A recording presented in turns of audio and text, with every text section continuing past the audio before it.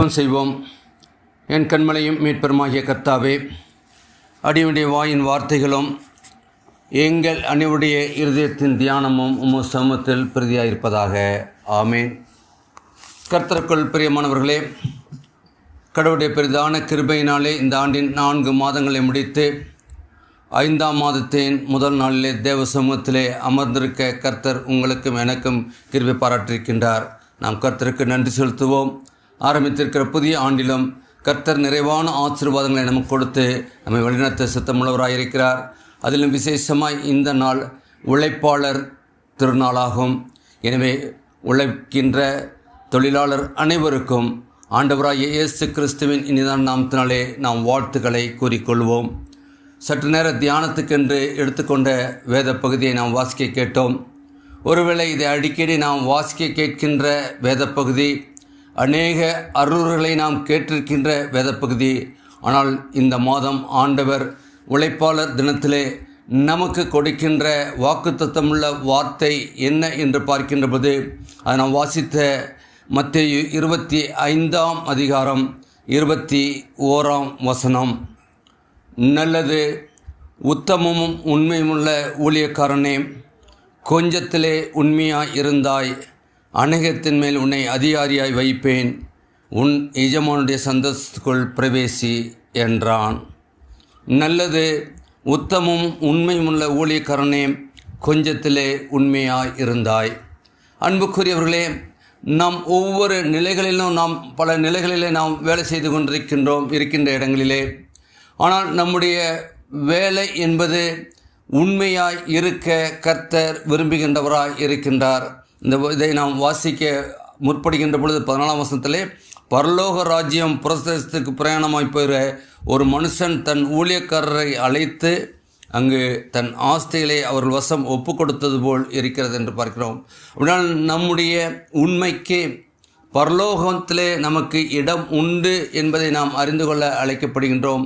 நாம் எந்த வேலை செய்தாலும் அந்த வேலையிலே நாம் உண்மையாய் இருக்க நாம் அழைக்கப்பட்டவர்களாய் இருக்கின்றோம்.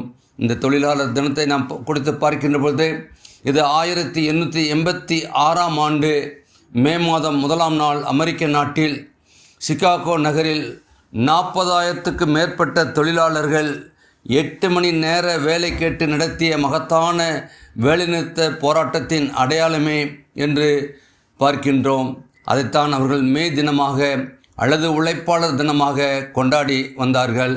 என்னால் நமக்கு இந்த நாட்டில் நாம் 8 மணி நேரம் வேலை செய்கின்றோம் என்று சொன்னால், இதற்கு வித்திட்டது அங்கு சிகாகோ நகரில் நடைபெற்ற அந்த போராட்டம் என்பதை நாம் அறிந்து கொள்ள அழைக்கப்படுகின்றோம். இந்தியாவில் 1923ஆம் ஆண்டு முதல் இந்த தொழிலாளர் தினம் கொண்டாடப்பட்டு வருகிறது. கிறிஸ்துவ பின்னணியிலே பார்க்கின்ற பொழுது, கத்தோலிக்க திருச்சபையின் போப் பயஸ் 9 இந்நாளை பணியாளர் யோசேப்பு தினமாக கொண்டாட அழைப்பு விடுத்தார் என்று நாம் பார்க்கின்றோம். உழைப்பு என்பது உடல் அல்லது மூளைக்கு கொடுக்கும் வேலையாகும். இதைத்தான் இயேசுநாதர் சொல்கின்ற பொழுது, மத்தேயு 20ஆம் அதிகாரத்திலே 1 முதல் 16 வசனங்களை நாம் பார்ப்போம் என்று சொன்னால், அங்கே அவர் சொல்கின்றார், தன் திராட்சை தோட்டத்துக்கு வேலையாட்களை அமர்த்திய வந்த எஜமானனுக்கு ஒப்பாய் இருக்கிறது என்று பார்க்கின்றோம். ஆம் அன்புக்குரியவர்களே, நாம் எந்த வேலை செய்தாலும் அதிலே உண்மையாக இருக்க நாளிலே கர்த்தர் விரும்புகின்றவராய் இருக்கின்றார். இதை 3 சிறு தலைப்புகளிலே நாம் சற்று நேரம் தியானிக்க பரிசுத்த ஆவியார் நமக்கு கிருபை செய்வார். 1, உழைப்பில் அகமகிழும் தேவன். 1, உழைப்பில் அகமகிழும் தேவன். 2வது, உழைப்பை அங்கீகரிக்கும் தேவன். 2வது, உழைப்பை அங்கீகரிக்கும் தேவன். 3வது, உழைப்பை ஆசீர்வதிக்கும் தேவன். 3வது, உழைப்பை ஆசீர்வதிக்கும் தேவன். 1, உழைப்பில் அகமகிழும் தேவன். ஆதியாகமம் 1ஆம் அதிகாரம் 31ஆம் வசனத்தை நாம் பார்க்கின்ற பொழுது, தேவன் தாம் உண்டாக்கின எல்லாவற்றையும் பார்த்தார், அது மிகவும் நன்றாய் இருந்தது என்று சொல்லி அவர் கண்டார் என்று பார்க்கின்றோம். ஆம், ஆண்டவர் எல்லாவற்றையும் சிருஷ்டித்தார் என்று சொல்லி ஆதியாகமத்திலே பார்க்கின்றோம். அவர் சிருஷ்டித்த எல்லாவற்றையும் அவர் கண்டு நல்லது என்று சொல்லி அவர் மிகவும் மகிழ்ச்சி அடைந்தார் என்று பார்க்கின்றோம். படைப்பின் வரலாற்றிலே முதல் உழைப்பாளியாக திருத்துவ கடவுள் செயலாற்றி இருக்கின்றார். 6 நாட்கள் தம் உழைப்பால் உலகை உருவாக்கினார். அந்த உழைப்பை அகமகிழ்வோடு நல்லது என கண்டார். தம் உழைப்பை கண்டு அவர் வியந்து பார்க்கின்றார் என்று பார்க்கின்றோம். ஆண்டவர் இயேசு கிறிஸ்துவும் கடுமையாக உழைக்கும் நபராகவே அவர் இருக்கின்றார்.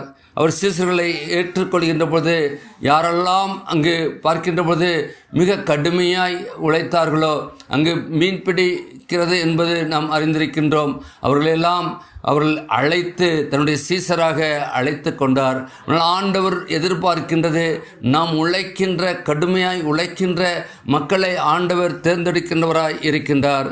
என அங்கு பார்க்கின்ற பொழுது அவர்கள் ஒவ்வொருவரும் தன்னை அழைத்த பொழுது அந்த அழைப்புக்கு ஒவ்வொருவரும் கீழ்ப்படிந்தார்கள் என்று பார்க்கின்றோம். இரவு முழுவதும் அவர்கள் பிரயாசப்படுகின்றார்கள். ஆனால் ஒரு மீனும் கிட்டவில்லை. ஆனால் ஆண்டவர் சொல்லுகின்ற பொழுது அவர்கள் போடுகின்றார்கள். வலை கிடியத்தக்கதாக அவர்கள் மீன் பிடித்தாலும் எல்லாவற்றையும் விட்டு என்னை பின்தொடர்ந்து சொன்ன பொழுது அவர்களை பின்தொடர்ந்தார்கள் என்று பார்க்கின்றோம். ஆம், ஆண்டவருடைய பிள்ளைகளாய் இருக்கின்ற நீங்கள் நானும் கூட நம்முடைய உலகத்தின் எந்த காரியமாக இருந்தாலும் நம்மை மேற்கொள்ளாதபடி எல்லாவற்றையும் விட்டு ஆண்டவரிடத்திலே நாம் செல்ல அழைக்கப்பட்டவர்களாய் இருக்கின்றோம். சங்கீதக்காரன் சொல்லுகின்ற பொழுது 128ஆம் சங்கீதம் 2ஆம் வசனத்திலே உன் கையின் பிரயாசத்தை நீ சாப்பிடுவாய், உன் கையின் பிரயாசத்தை நீ சாப்பிடுவாய். ஆம், நம்முடைய கையின் பிரயாசத்தை தான் நாம் சாப்பிட அழைக்கப்பட்டவர்களாக இருக்கின்றோம். அது என்பது பார்க்கின்றது 100 விளக்காடு நாம் எந்த சூழ்நிலையிலும் மற்றவர்களை நாம் சார்ந்தில்லாதபடி நாம் உழைக்கின்றதிலிருந்து நாம் சாப்பிட நாம் அழைக்கப்பட்டவர்களாய் இருக்கிறோம் என்பதை நாம் அழைக்கப்படுகிறோம். இதை கண்டு அங்கு பார்க்கின்ற போது ஆண்டவர் அவர் மட்டுமல்ல, அவருடைய பிள்ளைகளாகிய நீங்கள் நானும் கூட உழைக்கின்ற பொழுது உழைப்பிலே அவர் அகமகிழ்கிற தேவனாய் இருக்கிறார் என்பதை நாம் அறிந்து கொள்ள அழைக்கப்படுகின்றோம். இரண்டாவதாக அவர் உழைப்பை அங்கீகரிக்கும் தேவன் என்று பார்க்கின்றோம். அன்புக்குரியவர்களே, 2 தெசலோனிக்கேயர் 3ஆம் அதிகாரம் 10ஆம் வசனம் இப்படியாக சொல்கிறது, ஒருவன் வேலை செய்ய மனதில்லாதிருந்தால் அவன் சாப்பிடவும் கூடாது. ஒருவன் வேலை செய்ய மனதில்லாதிருந்தால் அவன் சாப்பிடவும் கூடாது. ஆம், உழைக்காதவர்கள் சாப்பிடக்கூடாது என்பது யூத பண்பாடு. உழைப்பின் உயர்வை உணர்ந்த அப்போஸ்தலனாகிய பவுல் தெசலோனிய மக்களுக்கு உழைப்பை வலியுறுத்தி சொல்கின்றார். இறைவன் மோசையின் வழியாக அங்கு உடன்படிக்கையிலே பண்ணி அங்கு பார்க்கின்றோம். யாத்திராகமத்திலே பார்க்கின்ற பொழுது 20ஆம் அதிகாரம் 9ஆம் வசனத்திலே 6 நாளும் வேலை செய்து உன் கிரிகைகளை நடப்பிப்பாயாக என்று சொல்லி பார்க்கின்றோம். 6 நாள் வேலை செய்ய அங்கு சொல்லப்படுகின்றது யாத்திராகமம் 20:9. அப்படினால் ஆண்டவர் அவருடைய பிள்ளைகள் 7ஆம் நாளிலே ஓய்ந்திருக்க வேண்டும் என்று சொல்லி விரும்புகின்றவராய் இருக்கின்றார். ஆனால் அதே சமயத்திலே அவர்கள் 6 நாளும் உழைக்க வேண்டும். நாம் உழைக்கின்ற உழைப்பை அவர் அங்கீகரிக்கிற தேவனாய் இருக்கிறார் என்பதை நாம் உணர்ந்து அழைக்கப்படுகின்றோம். உழைப்பு ஒன்றே உயர்வுக்கும் வாழ்வுக்கும் வழி செய்கின்றதாக இருக்கின்றது. நாம் எந்த நிலையில் இருக்கின்றோம் என்பதற்கு நாம் எப்படி உழைக்கின்றோம் என்பது சான்றாக இருக்கிறது என்பதை நாம் பார்க்கின்றோம். இன்றைய சூழலில் நிறுவனங்களும் சரி, அரசும் பார்க்கின்ற பொழுது அல்லது முதலாளிகளும் பார்க்கின்ற பொழுது அங்கு தொழிலாளிகளை அவர்கள் ஊக்கப்படுத்துகின்றதாய் இல்லாத ஒரு சூழ்நிலையில் இருந்திருக்கின்றோம். எங்கு பார்த்தாலும் அங்கு தொழிலாளர் வர்க்கம் சுரண்டப்படுகின்ற ஒரு காரியம், அவர்களுக்கு ஏற்ற கூலி இல்லாத காரியம். இன்றைக்கு ஒருவேளை நம்முடைய நாட்டிலே பார்க்கின்ற பொழுது இந்த சிறு தொழில் செய்பவர்கள் அநேகர் பாதிப்படைகின்ற சூழ்நிலை. இந்த ஜிஎஸ்டி என்ற வரி விதிப்பின் மூலமாய் இன்றைக்கு மக்கள் எவ்வளவாய் கஷ்டப்பட்டு கொண்டிருக்கின்றார்கள். என்னால் உழைக்கின்ற மக்களுக்கு உழைப்புக்கு ஏற்ற ஊதியம் இல்லாதபடி அவர்கள் வாழ்ந்து கொண்டிருக்கின்றார்கள். அவர்கள் பார்க்கின்ற போது நாம் மத்தேயு 20:7 பார்க்கின்ற போது அவர்கள் வேலை இல்லாது இருக்கின்றார்கள். ஆனால் எஜமான் வந்து அவர்களை வேலைக்கு அனுப்புகின்றது மட்டுமல்ல, நீங்கள் என் திராட்சை தோட்டத்துக்கு போங்கள் என்று சொல்லுகின்றார். ஆம், அன்புக்குரியவர்களே, ஆண்டவருடைய பிள்ளைகளாய் அழைக்கப்பட்டிருக்கின்ற நீங்கள் நானும் ஆண்டவருக்காக ஒரு ஜன கூட்டத்தை நாம் சேர்க்கின்ற மகா பெரிய காரியம் நமக்கு இருக்கின்றது. நம்முடைய ஊழியத்தை அங்கீகரிக்கின்ற கர்த்தர். நாம் எந்த ஊழியம் செய்தாலும், எங்கு வேலை பார்த்தாலும் ஆண்டவரை நாம் பிரதிபலிக்கின்றவர்களாய் இருக்கவும், ஆண்டவருடைய திராட்சை தோட்டத்திற்கு ஆட்களை அழைத்து வருகின்றவர்களாய் இருக்கவும் நாம் அழைக்கப்பட்டவர்களாய் இருக்கின்றோம். இந்த குரல் ஒட்டுமொத்த வேலை தேடுவரின் குரலாய் இருக்கின்றது. இன்றைக்கி வேலை வாய்ப்பு என்பது எங்கு பார்த்தாலும் பிரச்சனை. யாரை கேட்டாலும் வேலை கிடைக்கல, சும்மா இருக்கேன். இப்படிப்பட்ட ஒரு சூழ்நிலையிலே வாழ்ந்து கொண்டிருக்கின்றோம். ஆனால் அன்புக்குரியவர்களே, இந்த குரலை கர்த்தர் அறிந்திருக்கின்றார். அவர் ஏற்ற சமயத்திலே ஏற்ற வேலையை கொடுக்க சித்தமுள்ளவராக இருக்கின்றார். எனவே நாம் அதற்காக நம் கர்த்தருடைய பாதப்படியிலே அமர்ந்திருக்க நாம் அழைக்கப்பட்டவர்களாக இருக்கிறோம். அந்த குரலை கேட்பது மட்டுமல்ல, அவர்களுக்கு வேண்டிய வாழ்வையும் அவர்களுக்கு வேண்டிய வழியையும் கொடுக்கின்ற கர்த்தரை இருக்கின்றோம். உழைப்பை அங்கீகரித்து உரிய கூலியை வழங்குவது தான் நம்முடைய வேதத்தின் அடிப்படையாக இருக்கின்றது. நாம் ஆராதிக்கிற தேவனின் கட்டளையாக இருக்கின்றது. உழைப்புக்கு ஏற்ற கூலியை நாம் பெற, இந்த நாளிலே அங்கீகரிக்கப்பட, இந்த நாளை ஆண்டவர் நமக்கு ஆசீர்வதித்து கொடுக்க சித்தமுள்ளவராய் இருக்கிறார். இந்த மாதம் மட்டுமல்ல, வரக்கூடிய நாட்களிலும் நம்முடைய பிள்ளைகளுக்கு வேண்டிய வேலை வாய்ப்பை கர்த்தர் கொடுத்து அவர்களை அங்கீகரிக்கின்ற கர்த்தராய் இருக்கின்றார். மூன்றாவதாக, உழைப்பை ஆசீர்வதிக்கும் தேவன். உழைப்பை ஆசீர்வதிக்கும் தேவன். நாம் வாசித்த அந்த வேத பகுதியிலே பார்க்கின்ற பொழுது அங்கு பார்க்கின்றோம், மத்தேயு 25:21, நல்லது உத்தமும் உண்மையுள்ள ஊழியக்காரனே, கொஞ்சத்திலே உண்மையாயிருந்தாய், அநேகத்தின் மேல் உன்னை அதிகாரியாக வைப்பேன், உன் எஜமானுடைய சந்தத்துக்குள் பிரவேசி என்றார் என்று பார்க்கின்றோம். ஆம், நாம் செய்கின்ற வேளையிலே ஆண்டவர் நமக்கு ஒரு உயர்வை, ஒரு ஆசீர்வாதத்தை கட்டளையிட சித்தமுள்ளவராக இருக்கின்றார். நம்மை எப்படி அநேகத்தின் மேல் உன்னை அதிகாரியாய் வைப்பேன் என்று சொல்லி வாக்கு பண்ணுகின்றார். நம்முடைய கர்த்தர் வாக்கு கொடுத்த கர்த்தர். எந்த சூழ்நிலையிலும் வாக்கு மாறாதவர். அவர் மனுபுத்திரன் அல்ல. எனவே நீங்கள் நானும் உழைப்பை கர்த்தருடைய கருத்திலிருந்து நாம் பெற்றிருக்கிறோம். நாம் ஆராதிக்கின்ற கர்த்தர் உழைத்து அகமகிழ்ந்தவராய் இருக்கின்றார். அது மட்டுமல்ல, நம்முடைய உழைப்பை அங்கீகரிக்கின்றவராய் இருக்கின்றார். அங்கீகரிப்பது மட்டுமல்ல, ஆசீர்வாதத்தை கொடுக்கின்றவராய் இருக்கின்றார். உழைப்பு என்பதே ஒரு ஆசீர்வாதம்தான். நமக்கு உழைப்பதற்கு வேண்டிய சத்துவத்தை கர்த்தர் கொடுக்கின்றார். சரீர சுகத்தை கர்த்தர் கொடுக்கின்றார். பாதுகாப்பை கர்த்தர் கொடுக்கின்றார். போக்கின் வரத்தில் நமக்கு வேண்டிய ஒத்தாசையை கர்த்தர் கொடுக்கின்றார். நமக்கு மேல் இருக்கிற அதிகாரியின் கண்களில் நமக்கு தயவு கிடைக்க கர்த்தர் கொடுக்கின்றார். நாம் உழைக்கின்ற பொழுது அது ஒரு பெரிய ஆசீர்வாதமாக இருக்கின்றது. இறைவன் பார்வையில் உழைப்பது என்பதே ஒரு பாக்கியமான வாழ்வு. அந்த வாழ்வை நாம் அறிந்திருக்கின்றோம். ஆதியாகமத்திலே பார்க்கின்ற பொழுது 2ஆம் அதிகாரம் 15 பார்க்கின்றோம், ஏதேன் தோட்டத்தை பண்படுத்தவும் பாதுகாக்கவும் ஆண்டவராகிய கடவுள் மனிதனை அங்கு குடியிருக்க செய்தார் என்று பார்க்கின்றோம். ஆம், முதலாவது அவர் ஆதாமை ஏற்படுத்தின பொழுது எல்லாவற்றையும் அவருக்கு இது பண்ணி கொடுத்து இதை பண்படுத்தவும் உழைக்கவும் பாதுகாக்கவும் கொடுத்தார் என்று பார்க்கின்றோம். அப்படி என்றால் இன்றைக்கு நம்மையும் நம்முடைய குடும்பங்களையும் நம்முடைய திருச்சபையும் நம்முடைய கரத்திலே கொடுத்திருக்கின்றார்.